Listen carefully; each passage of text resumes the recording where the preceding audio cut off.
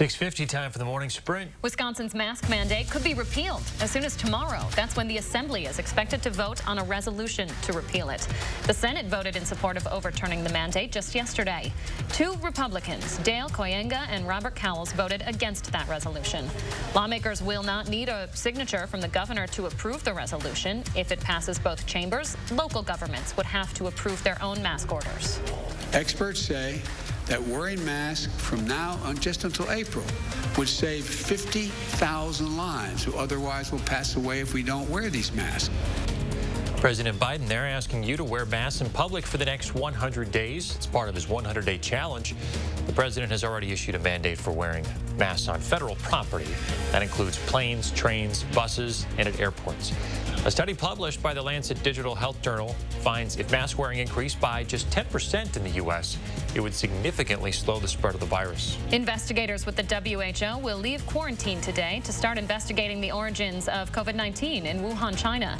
The team has spent the past 2 weeks in video calls with Chinese scientists. The country has been accused of downplaying the outbreak's severity during its early stages. More than 100 million people have been infected across the world with COVID.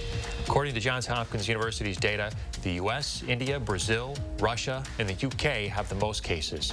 The U.S. makes up a quarter of all cases in the world. The virus has killed more than 2 million people in just over a year. Wisconsin makes up just over 500,000 of those cases. 22,000 people have active cases this morning.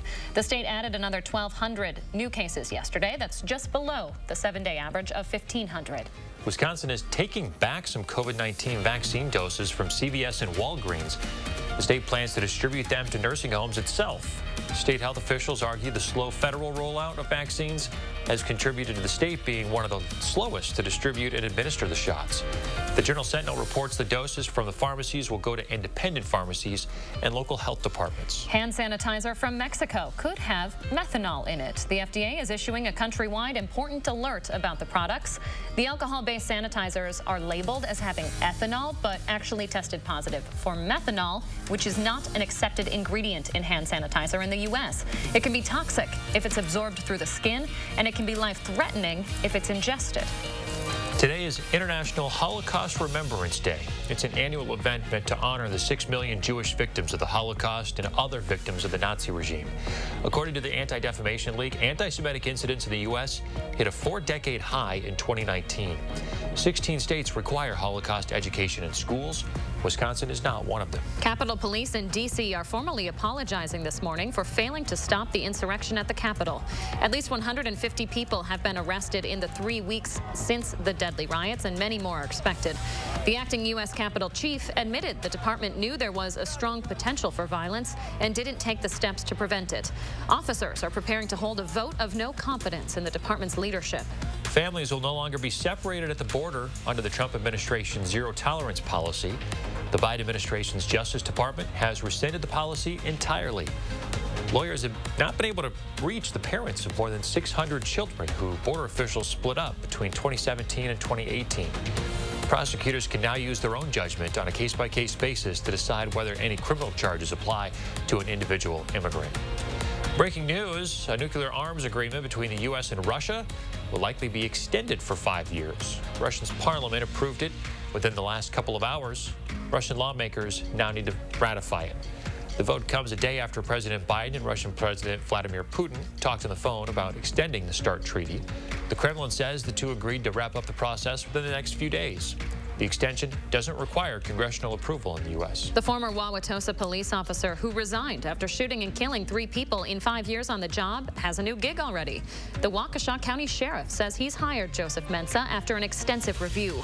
Mensah applied for the job online. The sheriff says Mensah's use of force in previous cases was proper.